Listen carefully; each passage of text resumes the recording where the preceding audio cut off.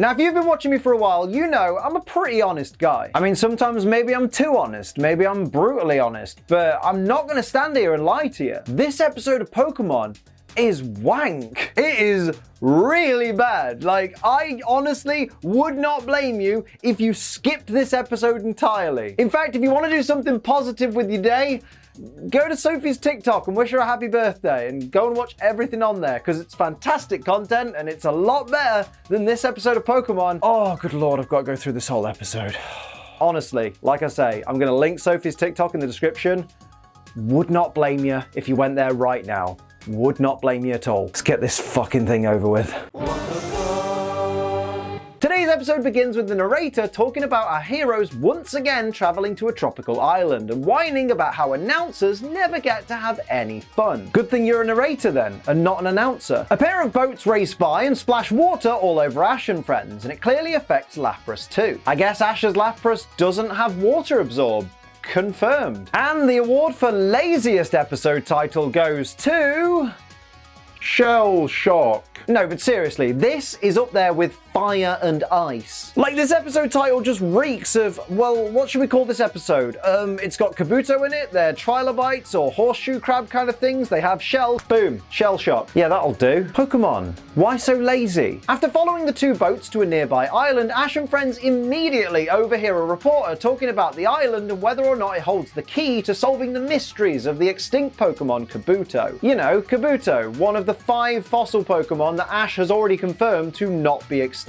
Now, I'm all for plot convenience, but Pokemon, you could have been a little bit more subtle than this, right? I think the only way you could find a less subtle way for Ash and friends to find out this information is if they turned up on the beach and there was an unplugged but somehow fully functional TV playing this exact report. Direct quote from Dexter. Kabuto, the ancient Pokemon. Come on, Dexter, mate, you should know that Kabuto is not the ancient Pokemon, it's the shellfish Pokemon. As always, Dexter is a crap Pokedex. Pass it on. So it turns out a random Nurse Joy is leading an expedition to find Kabuto fossils on the island to see if Kabuto oil can be used for medical purposes. And Ash and Tracey instantly run over and start begging Nurse Joy to let them help with the expedition. Now come on lads, are you aware this isn't how jobs work? Like, this expedition will have needed to have been planned, proposed, approved, and all the staff and equipment allocated before everybody set off. You can't just turn up to a place where nobody has any idea who you are and just be like, oh, I'll work for you. For all these people know, you could be looking to steal any fossils or rare items that you might uncover. I mean, granted, they do get the job, but still, this is stupid. Oh, and they do that annoying shit that they always do when there's a camera nearby. Like, Ash yells down the lens to Professor Oak about how he's gonna find a Kabuto fossil and bring it back for him and says hi to his mum. And then Tracey yells to Professor Oak saying, hey, do you remember me? It's me, Tracey. Mate, you both saw that same reporter earlier recording footage. She even said cut to the cameraman, which shows you that this obviously isn't live. So surely you must know that all this bollocks you're doing right now is just gonna get cut out. I really can't stand when people see a camera recording and instantly use that as an excuse to act like a complete moron.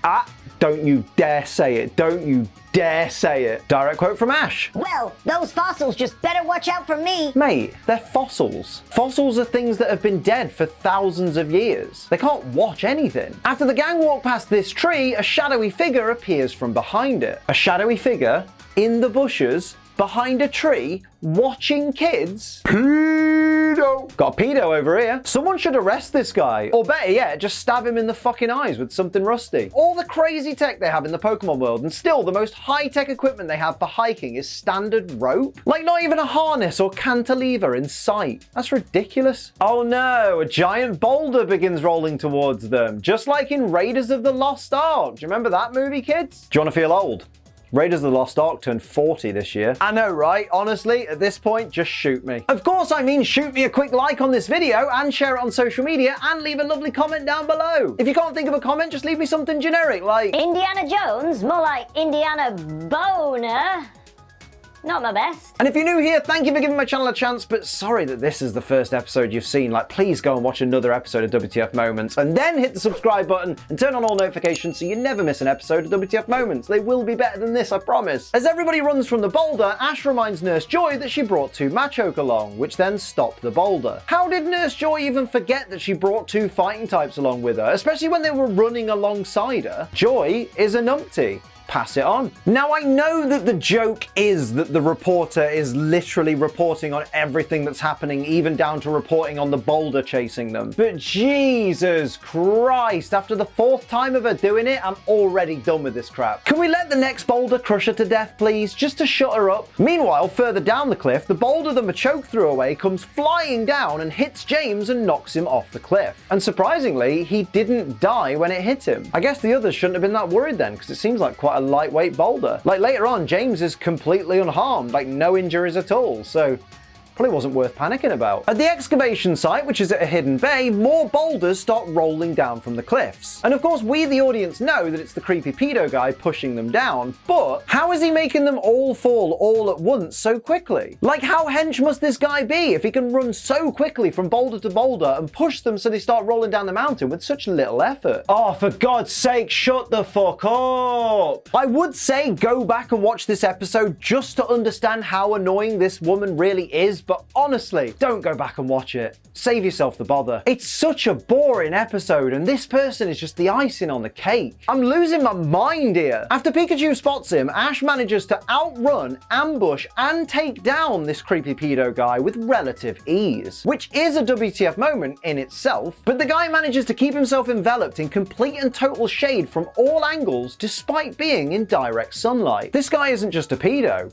He's a magician. Confirmed. He tells Ash he wants them all to leave this island before it's too late. Define too late, mate. That's not going to make people leave. If anything, that's going to make people stick around to tend to the wounded. Use your noodle. After the reporter refers to the guy as old and deranged, the guy claims he's not that old and he's certainly not deranged. Yeah, but that's exactly what an old, deranged person would say, isn't it? The guy tells everyone this prophecy about how if people come to the island, the moon will glow red and the island will be swallowed by the sea. And whilst I do believe that prophecies are just bollocks made up by ancient people to scare other ancient people into doing what they want them to do, it does annoy me here that Joy responds by telling the guy that they're only here to study Kabuto fossils and they don't plan on doing any harm. Does this bird really think saying, oh, well, we weren't actually going to do anything bad, is going to make the literal island go, oh, sorry, guess I won't crumble into the ocean then. Let me know if you need any help. Misty rightly points out that the old guy is the only one that's been disturbing the island because he's the one rolling all the boulders and creating all the rock slides. And rather than apologize or realize his mistake or even make any kind of intelligent rebuttal, the guy just yells, "Quiet!" at the top of his lungs. Oh, so he's not just a pedo or just a magician. He's also a male Karen. Christ, nobody asked him to do the bare minimum during a global pandemic or a Scream Blue murder. One of the archaeologists runs over to tell Nurse Joy that they found another Kabuto fossil, but by the time they get to the place where the fossil is, the sun is setting. Mate, how big is this island if it took them that long to get to this cave? And if it is so big, why does nobody live here apart from this random creepy old guy? And also, I know this screenshot makes it look like they are just in a cave, which technically they are, but literally seconds ago they did show that it was in fact sunset, trust me. Tracy gets all excited when he realizes he's found another Kabuto fossil, but oh my god, isn't it just so annoying that the walls are very obviously covered from top to bottom in Kabuto fossils and this entire group of people almost didn't notice. These lot are all numpties. Direct quote from Tracy when he's looking at the floor. This is a fossil too. Mate, that's the floor. We can see you're not looking at a fossil because the Kabuto fossils lining the wall are all dome-shaped, you know, because they're dome fossils. There's hundreds on the wall, mate. You don't have to lie and pretend you found more than that. Team Rocket are here once again to save what has been a mind-numbingly boring episode so far. At this point, I'm starting to think Jesse and James are the protagonists and not the bad guys. Mate, if I was ever a villain, I would strive to be just like James. He laughs at the crazy old man and then just nonchalantly just lobs a bomb at him. Casual evil will always be the coolest kind of evil. For legal reasons, this is a joke. After everybody plays hot potato with the bomb, Ash ends up being the last person holding it and just stands there not knowing what to do. Mate, your friends slapping this thing around are the reason that you're now holding it, so I know exactly what you should do. Throw it back at your garbage friends. I mean, or at Team Rocket, that works too. Team Rocket's hot air balloon is apparently powerful enough to lift thousands of Kabuto fossils all at once. Surely that's not possible. Like, surely even the rope couldn't hold that many. I guess we should thank anime physics. The reporter gets all excited about the potential ratings of the report that she's currently recording, and Misty asks if ratings are all those people care about. Of course not, Misty. They care about money too. And if you care about money, make sure you use code ACE to save 30% on G Fuel before Monday the 23rd. Today I'm right back on the Hive Nectar. Beautiful, luxurious orange flavor. It's absolutely fantastic and keeping me refreshed while I go through this garbage episode. Honestly, this thing is the only thing keeping my mind alive while I watch this episode. So use code ACE. Until Monday, you'll get 30% off rather than the normal 10%. So make sure you bag that bargain. They got a whole bunch of new stuff in the store right now. Definitely go check it out.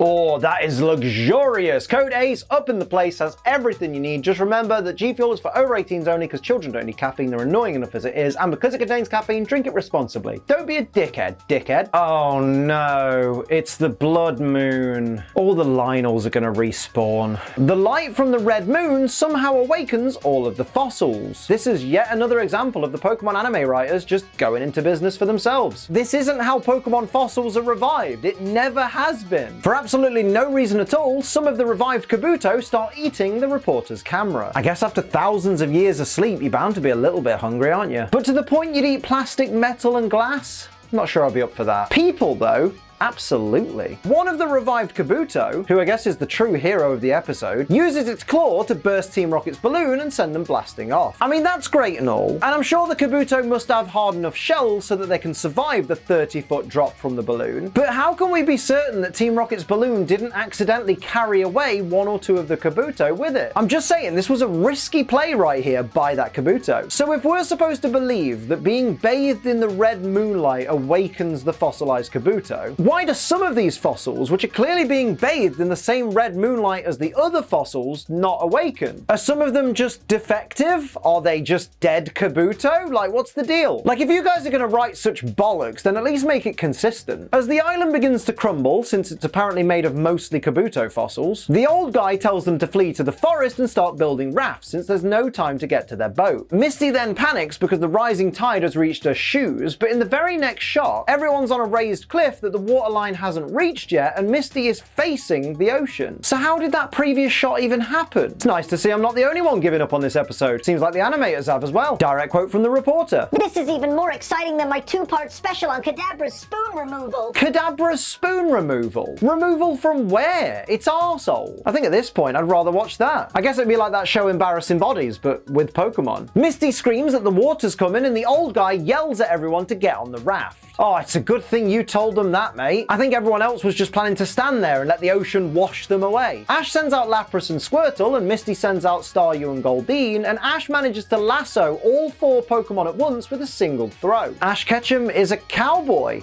Confirmed. So let me get this straight. As debris and trees and things are falling all around them, all of the Pokemon veer to the right to avoid a falling tree. But Lapras, for no reason at all, after passing the tree, banks back round to the left, meaning the raft everyone's on gets pulled through the bush and the branches of the tree, when it could have just carried on going right, like all the other Pokemon. So basically, Lapras wanted all the humans to get hurt by the tree's branches and did this deliberately. I guess it must still hold a bit of a grudge against humans after all. Everyone realizes the prophecy must have been true, and Joy turns to the old man and says that she's sorry that she didn't believe the prophecy or any of his warnings. It's a bit late now, love. The island's been destroyed. Saying you're sorry isn't going to bring it back, is it? The reporter says she thinks it's best if the world doesn't learn of Kabuto's secret. What, you mean the secret about the island made up completely of Kabuto fossils that's now not there anymore? Yeah, I'm pretty sure that secret's safe, mate. The old man thanks them? For what, mate? They literally destroyed your home. Any possessions you had are gone, and the fossils you were protecting are gone as well. You didn't even get to keep a Kabuto for yourself. You're effectively broke and homeless now, and it's all these people's fault. What have you got to thank them for? All of the now alive, and therefore wild Kabuto, swim off into the distance. Yeah, just 1,000 or so new additions to the food chain there. No chance that'll harm the ecosystem. I also love that none of the Pokemon trainers here try and catch a Kabuto.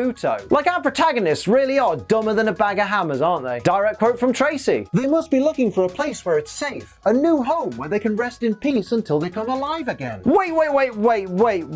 Let me get this straight. The Kabuto, who have just been resting for thousands of years, have just woken up and are now going to find a new home so that they can rest again until they wake up.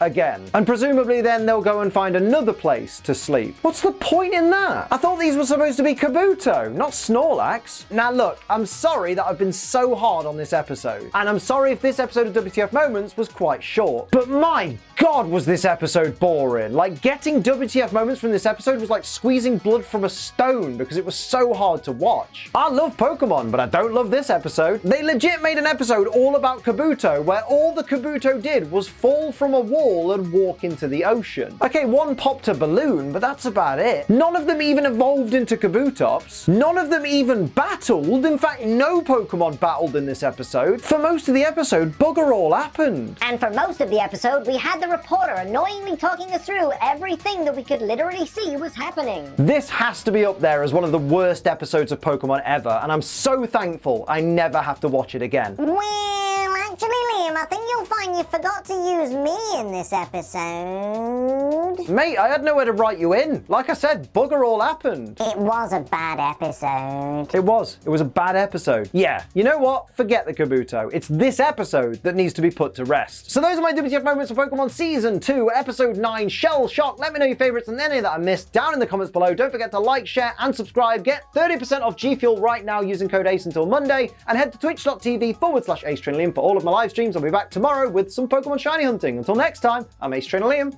Keep on training.